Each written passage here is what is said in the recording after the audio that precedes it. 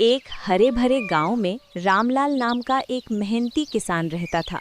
उसका छोटा सा घर था, लेकिन दिल बहुत बड़ा था। उसके घर में एक प्यारी सी गाय थी जिसका नाम गौरी था, और एक समझदार कुत्ता था जिसका नाम शेरू था। गौरी बहुत शांत, भोली और दूध देने वाली गाय थी, जबकि शेरू फुर्तीला, साहसी और बेहद वफादार कुत्ता था। हर सुबह रामलाल गौरी को खेतों में चराने ले जाता और शेरू साथ साथ चलता। गौरी हरी घास खाती और शेरू आसपास घूमकर उसकी रक्षा करता। दोपहर में जब धूप तेज हो जाती तो दोनों एक पेड़ की छांव में आराम करते। शेरू गौरी से ऐसे बातें करता मानो वो उसकी सच्ची दोस्त हो। गौरी भी उसकी मौजूदगी में खुद को सुरक्षित महसूस करती। गांव के लोग अक्सर कहते, रामलाल की गाय और कुत्ता तो सगे भाई बहन जैसे हैं। एक दिन रामलाल को जरूरी काम से पास के शहर जाना पड़ा।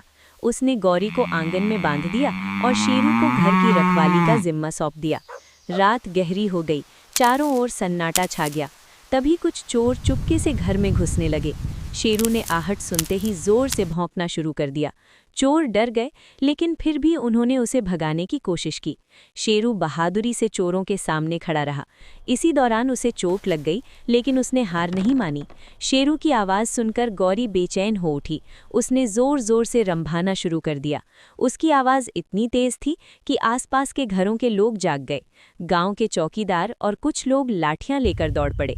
चोर घबरा गए और भागने लगे, लेकिन गांव वालों ने उन्हें पकड़ लिया। सुबह जब रामलाल वापस लौटा और सारी बात सुनी तो उसकी आंखें भर आईं। उसने शेरू के घावों पर दवा लगाई और गौरी के माथे पर प्यार से हाथ फेरा। उसने कहा, तुम दोनों ने मेरी मेहनत और मेरे घर की इज्जत बचा ली।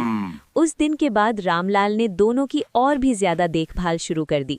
गांव के बच्चों को वो ये कहानी सुनाता और समझाता कि जानवर भी हमारे सच्चे दोस्त होते हैं, अगर हम उनसे प्यार करें।